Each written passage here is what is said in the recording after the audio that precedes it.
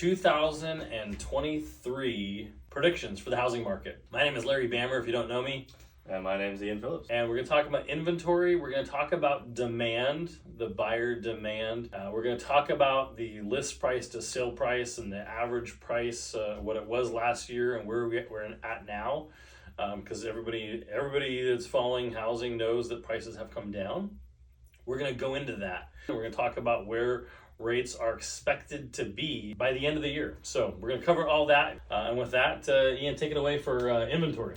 Yes, so inventory, we started last year in January off at 954 homes, which I think is the second lowest inventory ever in history to start a year.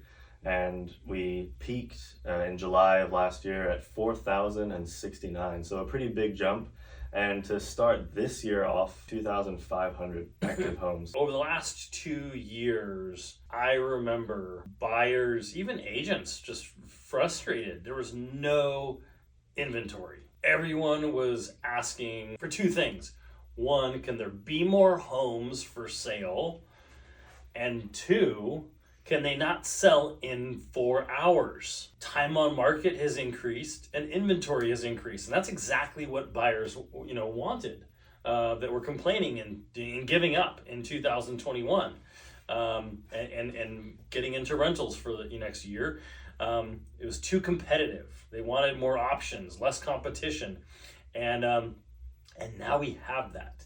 And the reason we have that is because of interest rates. So speaking of competition, I think another agent on the team said in the height of the market last year, he had a client that had to compete against 40 other offers, which the one who's going to win is all cash and 10% above list price. We're not seeing that now. We're seeing maybe competing against 2 other offers max. Typically it's either just you and one other person. Where do you think inventory is going to go for the rest of the year? I do think from where we're at now, 2,500 homes, I envision will double by late spring. We had everyone remembers the bubble burst, the 2008, the housing crisis, the meltdown. We were in the 5 digits. 12, 14,000 homes. We're not going to see that. If we're lucky, we'll see 5,000 homes, which is great. Now we have 2,500, but it's not 2,500 great homes. And you'll notice the homes that need some work are definitely sitting on the market a lot longer. Yeah. Historical average before COVID was 4,500, so we didn't even hit the average last year. So hopefully we can get to that maybe 5,000 mark and have a lot more options for buyers in the market. Let's talk about demand.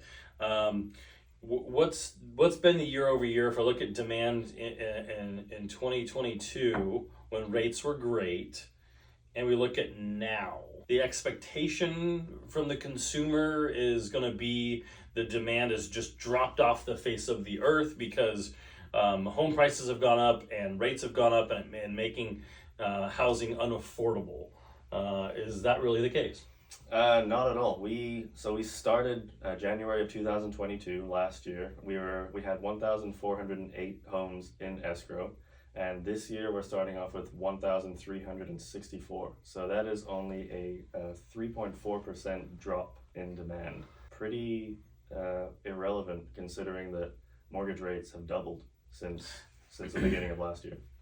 Yeah, homes haven't stopped selling. Yeah, and I think Orange County is definitely. There's always going to be a demand for Orange County. People love it here.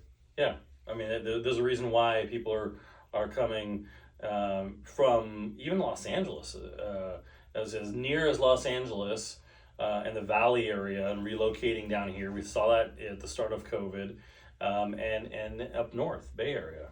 When we talk demand, what it really equates to is the homes in escrow. That's the 1,400 number versus the 1,300 number. It's homes that are active on the market and now going into escrow.